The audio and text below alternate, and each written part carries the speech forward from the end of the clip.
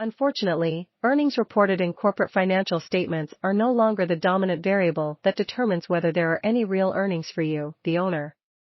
For only gains in purchasing power represent real earnings on investment. If you, A, forego 10 hamburgers to purchase an investment, B, receive dividends which, after tax, buy 2 hamburgers, and C, receive, upon sale of your holdings, after-tax proceeds that will buy 8 hamburgers, then, D, you have had no real income from your investment, no matter how much it appreciated in dollars. You may feel richer, but you won't eat richer. High rates of inflation create a tax on capital that makes much corporate investment unwise, at least if measured by the criterion of a positive real investment return to owners. This hurdle rate, the return on equity that must be achieved by a corporation in order to produce any real return for its individual owners, has increased dramatically in recent years. The average tax-paying investor is now running up a down escalator whose pace has accelerated to the point where his upward progress is nil. For example, in a world of 12% inflation, a business earning 20% on equity, which very few manage consistently to do, and distributing it all to individuals in the 50% bracket is chewing up their real capital, not enhancing it. Half of the 20% will go for income tax, the remaining 10% leaves the owners of the business with only 98% of the purchasing power they possessed at the start of the year, even though they have not spent a penny of their earnings.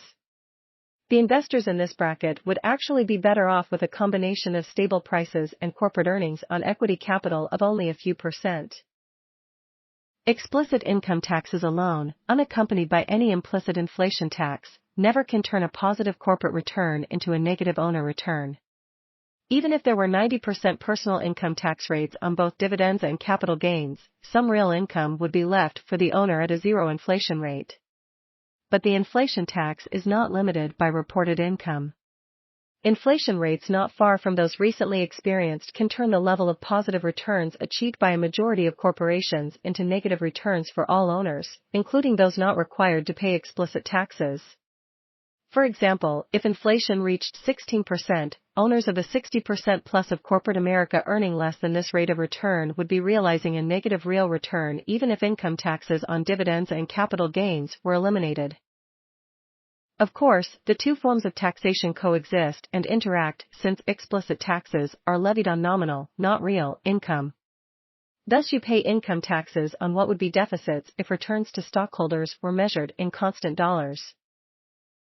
At present inflation rates, we believe individual owners in medium or high tax brackets, as distinguished from tax-free entities such as pension funds, eleemosynary institutions, etc., should expect no real long-term return from the average American corporation, even though these individuals reinvest the entire after-tax proceeds from all dividends they receive.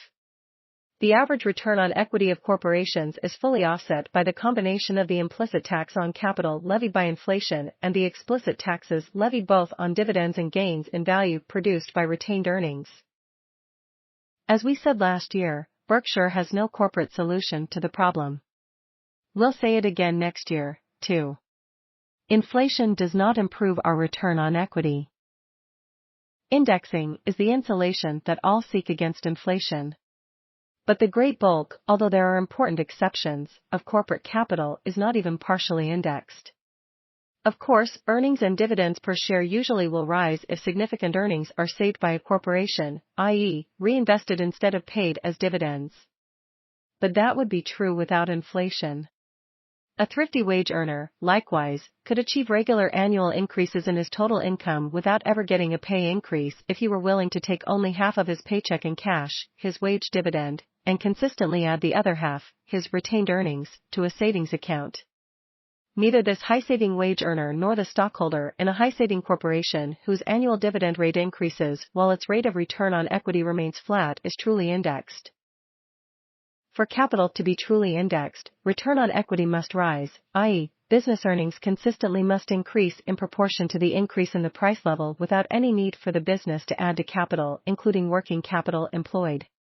Increased earnings produced by increased investment don't count. Only a few businesses come close to exhibiting this ability. And Berkshire Hathaway isn't one of them. We, of course, have a corporate policy of reinvesting earnings for growth, diversity and strength, which has the incidental effect of minimizing the current imposition of explicit taxes on our owners.